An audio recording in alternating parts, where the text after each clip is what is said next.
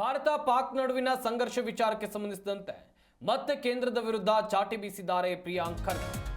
ಭಯೋತ್ಪಾದನೆ ಬೇರು ಸಮೇತ ಕಿತ್ತಾಕಬೇಕು ಅಂತ ಎಲ್ಲರೂ ಕೂಡ ಹೇಳ್ತಾ ಇದ್ದಾರೆ. ಆದ್ರೆ ಏಕಾಏಕಿ ಕದನ ವಿರಾಮ ಯಾಕೆ ಘೋಷಣೆ ಮಾಡಿದ್ರು? ಅಮೆರಿಕ ಮಾತು ಕೇಳಿ ಕದನ ವಿರಾಮವನ್ನ ಘೋಷಣೆ ಮಾಡಿದ್ರು. ವ್ಯಾಪಾರವನ್ನ ಮುಂದಿಟ್ಕೊಂಡು ಯುದ್ಧ ನಿಲ್ಲಿಸಿದ್ದೇವೆ ಅಂತ ಟ್ರಂಪ್ ಹೇಳಿದ್ದಾರೆ. ರಾಜಕೀಯ ಸಲಕರಣೆಯಾಗಿ ಸೇನೆ ಸಾಮರ್ಥ್ಯವನ್ನ ಉಪಯೋಗಿಸಿಕೊಳ್ತಿದ್ದಾರೆ. ಕೇಂದ್ರ ಸರ್ಕಾರದ ವಿರುದ್ಧ ಪ್ರಿಯಾಂಕ್ ಖರ್ಗೆ ಆಕ್ರೋಶವನ್ನ ವ್ಯಕ್ತಪಡಿಸಿದ್ದಾರೆ. ಯುದ್ಧ ವಿಮಾನಕ್ಕೆ ಲಾಸ್ ಆಗಿದೆ ಅಂತ ಸಿಡಿಎಸ್ ಹೇಳಿದ್ದಾರೆ. ಏನ್ ಲಾಸ್ ಆಗಿದೆ ಅಂತ ಜನರ ಮುಂದೆ ಹೇಳಬೇಕು. ಯುದ್ಧ ವಿಮಾನಕ್ಕೆ ಹಾನಿಯಾಗಿದ್ರೆ ಖರೀದಿ ಮಾಡಬಹುದು, ಸೈನಿಕರಿಗೆ ಏನಾಗಿದೆಯಾ ಅಂತೇಳಿ ದೇಶದ ಮುಂದೆ ಹೇಳಬೇಕಲ್ವಾ ಎನ್ನುವುದಾಗಿ ಪ್ರಿಯಾಂಕ್ ಖರ್ಗೆ ಅವರು ಹೇಳಿದ್ದಾರೆ. ಒಂದ್ ಕಡೆಯಲ್ಲಿ ಆಪರೇಷನ್ ಸಿಂಧೂರ ಆದ ಬಳಿಕ ದೇಶದಲ್ಲಿ ಅಥವಾ ರಾಜ್ಯದಲ್ಲಿ ಆಗ್ತಾ ಇರುವಂತ ರಾಜಕೀಯ ನಿಜಕ್ಕೂ ಕೂಡ ನಾಚಿಕೆಗೇಡು.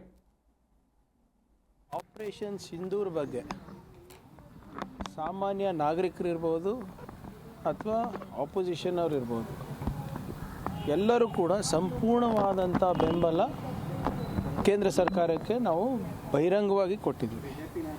ನೀವು ಏನೇ ಆ್ಯಕ್ಷನ್ ತಗೊಂಡ್ರೂ ಕೂಡ ನಾವು ನಿಮ್ಮ ಜೊತೆ ಇದ್ದೀವಿ.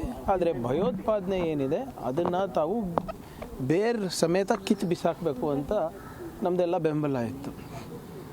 ಅದ್ರ ತಕ್ಕಂಗೆ ನಮ್ಮ ಸೇನೆದವರು ಕೂಡ ಕೆಲಸ ಮಾಡಿದರು. ಆದರೆ ಏಕಾಏಕಿ ಸೀಸ್ ಫೈರ್ ಅನೌನ್ಸ್ ಮಾಡಿದ್ದು ಮೋದಿಯವರಲ್ಲ. ನಾವು ಕೇಳ್ತಾ ಇರೋದು ನಮ್ಮ ವಿದೇಶಾಂಗ ನೀತಿ ಇರ್ಬೋದು ಅಥವಾ ನಮ್ಮ ಯುದ್ಧ ಏನಿದೆ ಭಯೋತ್ಪಾದನೆ ವಿರುದ್ಧ, ಅದರ ನಿರ್ಣಯ ಅಮೇರಿಕನ್ ಪ್ರೆಸಿಡೆಂಟ್ ತಗೋತಾರಾ, ಏನು ನಮ್ಮ ರಾಷ್ಟ್ರದ ಪ್ರಧಾನಮಂತ್ರಿ ತಗೋಬೇಕಾ? ನೀವು ಬಂದು ಹೇಳಿ ನಮಗೆ, ಆಯಿತು ಇಲ್ಲ ನಾವು ಸೀಸ್ ಫೈರ್ ಮಾಡ್ತಾಯಿದ್ವಿ, ಈ ಕಾರಣ ಅಂದರೆ ನಾವು ಹೋಗ್ತಿದ್ವಿ, ನೋ ಪ್ರಾಬ್ಲಮ್.